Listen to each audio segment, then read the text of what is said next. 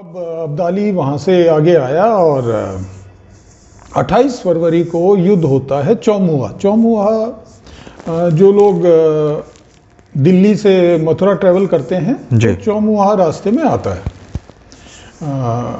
कोसी के पास जी। तो यहाँ पे युद्ध होता है। जहान खान, अगर आप कहोगे अब्दाली की सेना के 3 हिस्से थे तो उनमें से एक बड़ा हिस्सा जहान खान नाम का उसका कमांडर था, उसके बीच में वो था उसका सेनापति। तो उसके और जवाहर सिंह के बीच में जवाहर सिंह क्या था, सूरजमल के बेटे थे। सूरजमल ने क्या रणनीति अपनाई थी, उन्होंने कहा कि एनविल एंड हैमर। एनविल ये जो होती है हथौड़े से जो अपने लोहार नीचे रखते हैं, वो क्या कहते हैं उसको हिंदी में? घण जी। घण के ऊपर रख के चीज को चोट मारते हैं। बोलते तो हैं जी, क्या उसको घण से तो चोट मारते हैं हम। घण से तो चोट मारते हैं। वो लोहार की होती है स्पेशल, वो क्या? हाँ, एनविल कहते हैं उसको इंग्लिश में। तो उन्होंने जिसको सैन्य भाषा में हैमर एंड एनविल की जो उन्होंने टैक्टिक्स अपनाई थी कि जवाहर सिंह तो है हैमर, हथौड़ा, और सूरजमल है घन। तो अच्छा, उन्होंने अपने आप को, सॉरी नॉट घन, एनविल जो थी डीग का किला, तो डीग के बीच में पीस दो उसको। हाँ, कि भी वो डीग के किले पे आएगा जी। जवाहर सिंह बाहर है और सिर्फ उसके पास घुड़सवार और ऊंट सवार हैं, वो पीछे से उनके ऊपर हमला करेगा। अब्दाली पे नहीं तो उसकी जो रसद की लाइनें दिल्ली से आगे आ रही हैं उनको काटेगा। तो जो ये पहला युद्ध हुआ चौमुहा में, उसमें पूरे दिन की लड़ाई चली और उसके बाद जवाहर सिंह ने रात को वहाँ से डीलिंक किया और जाके और पीछे जाके बल्लभगढ़ में बैठ। अब वो उनकी रसद लाइनों पे आ गए। ना सिर्फ रसद लाइनों पे आ गए कि बल्कि खिजराबाद में खुद अब्दाली बैठा है जी। तो सैन्य दृष्टि से अगर आप देखें, तो आप युद्ध कला की दृष्टि से अगर इसको देखें तो अब क्या हो गया है, अब्दाली का 1/3 सेना के साथ उसका जो मेन सेनापति है जहान खान, वो अब है मथुरा और चौमुहा के बीच में जी। अब्दाली खुद है खिजराबाद जो बदरपुर के पास है। हाँ जी। जहान खान के आगे सूरजमल डीग में है। अब्दाली और जहान खान के बीच में आ गया जवाहर सिंह जी। अब अब्दाली को जवाहर सिंह को हटाए बगैर आगे नहीं बढ़ सकता। उसको तो खुद ये खतरा है कि अगर जवाहर सिंह रसद रोक के बैठा है, उसके रास्ता रोके और हो सकता है अगली रात को निकल के और वो खिजराबाद पे हमला कर दे, या और पीछे जाके उसका जो हैरम वगैरह अभी भी दिल्ली में है उसके ऊपर हमला कर दे। उसकी औरतें वहीं पे थी। हाँ। तो इस हालत में उनको वापस, वो सारे को वापस मोड़ता है और 3 मार्च को बल्लभगढ़ पे हमला करते हैं। वही बात फिर रिपीट करते हैं जाट कि दिन भर लड़ाई लड़के शाम को वहाँ से निकल जाते हैं और निकल के वो बिखर जाते हैं। इस दौरान एक और कार्रवाई होती है जिसमें जहान खान के जो कुछ सैनिक हैं वो जाके गोकुल पे हमला करते हैं, वहाँ पे जो अपने ये वैष्णव मठ थे उनके ऊपर, और उनको तहस-नहस किया था उन्होंने, और बहुत सारे साधुओं को वहाँ मारा भी था। वहाँ तो नागा साधुओं ने टक्कर ली थी इनसे। तो ये इसी दौरान, मतलब ये 28 जनवरी और 3 मार्च के बीच। कितने नागा साधु मारे गए होंगे उस समय? 2-3 हजार मरे होंगे। अच्छा। तो अब क्या है कि 3 मार्च के बाद हालत ये है कि मथुरा खुला पड़ा है जी। मराठे जो अपने आप को हिंदू पातशाही कहते थे, वो चंबल क्रॉस करके भाग गए।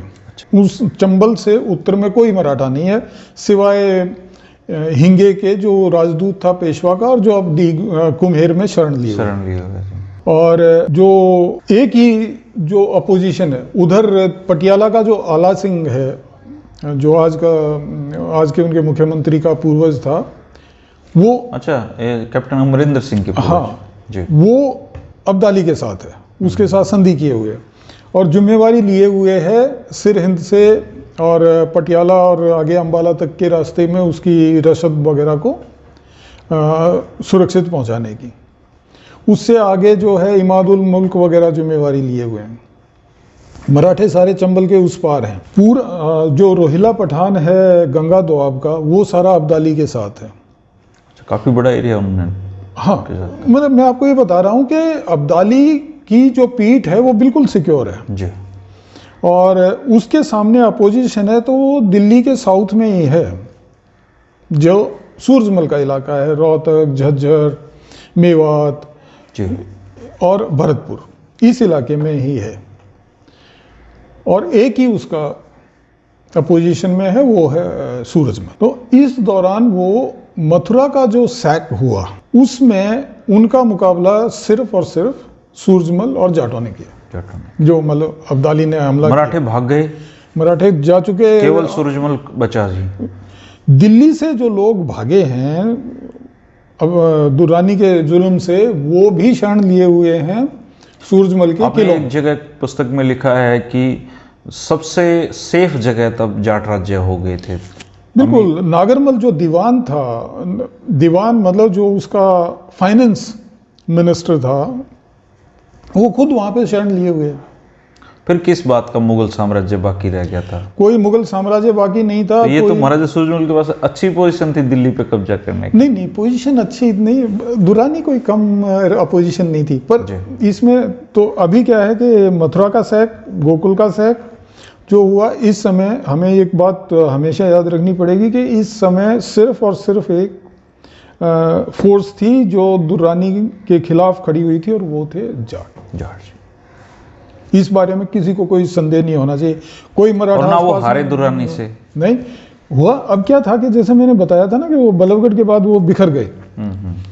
अब क्या हो गया कि दुर्रानी जो है वो आगरा के पास, मथुरा के पास बैठा है। मथुरा के पास क्यों बैठा है कि इतनी बड़ी जब फौज है तो पानी चाहिए, यमुना से पानी मिल रहा, उसको मुश्किल है कुम्हेर पे या डीग पे हमला करना, क्योंकि वो पहले 2 बार लड़ चुका है और उसको ये अच्छा अंदाजा है कि ये बात इतनी आसानी से होने वाली नहीं है। तो इस हालत में वो वही काम करता है जो एक फ्रस्ट्रेटेड आक्रांता करता है।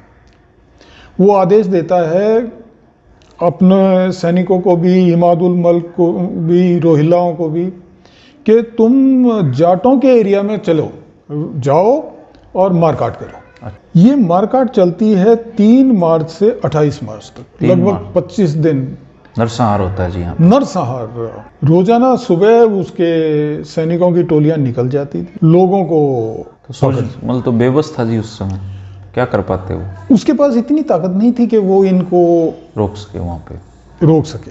वो अपनी जगहों की सुरक्षा कर सकता था जो वो कर रहा था, लेकिन इतने बड़ी जगह को वो अकेला, जैसे मैंने बताया ना, राजपूत लड़ रहा था, ये जो सिख थे, पटियाला वगैरह वाले, फुल्कियाँ, वो उसके साथ थे, और भाई मराठे चले गए पीछे।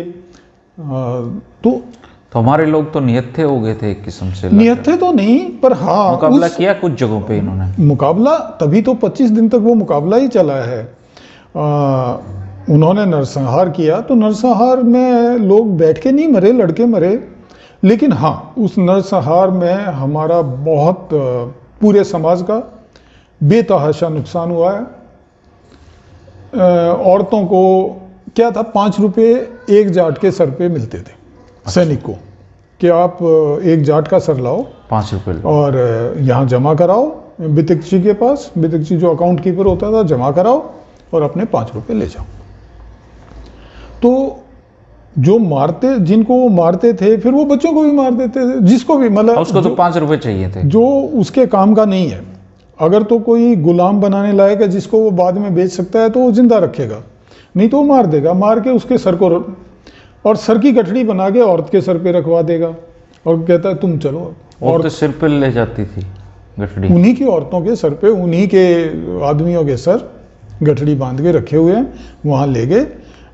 उसके बाद वो सर दिए, 5 रुपये लिए पर सर, औरत के साथ रात को दुष्कर्म किया, और अगले दिन जरूरत के मुताबिक या तो उसको जिंदा रखा है, मर नहीं तो उसके भी 5 रुपये ले लिए। हाँ, तो ये जो है, ये एक हिस्सा है जो हमारे, मुझे नहीं समझ में आता कि मैं इसको किस रूप में देखूं कि हमारे समाज में इसका जिक्र नहीं होता। मैं इसका संदर्भ देता हूं, जैसे अहमद शाह दुर्रानी ने सिखों के साथ भी संहार किया था, जिसको घालू घारा सप्ताह के रूप में मनाते हैं। अच्छा। एक युद्ध के बाद उसने वहाँ उनका नरसंहार किया। यहाँ एक समाज है जिसके साथ ये 25 दिन तक हुआ, उससे बड़े स्केल पे हुआ, और इस समाज में उसकी कोई याददाश्त नहीं। पता भी नहीं लोगों को। तो मुझे नहीं समझ में आता मैं किस रूप तो में इसका प्रभाव हरियाणा में कहाँ कहाँ पे था? रोहतक, झज्जर, सोनीपत? मेवात, सोनीपत नहीं, अच्छा, रोहतक, झज्जर, मेवात। यहाँ तो गांव के गांव खाली कर दिए होंगे जी उन्होंने। हाँ, ये तो कई बार हुए हैं, हमारे गांव तो खाली कई बार खत्म हुए हैं वो। तो क्योंकि तैमूर ने भी यहाँ किया, तैमूर का तो सारा नादिर हमला शाह ही- ने भी यहाँ नरसंहार किए। मतलब हरियाणा क्षेत्र तो प्रभावित ही रहा फिर बिल्कुल इनसे। बिल्कुल। जी। तो ये था इस 3 महीने का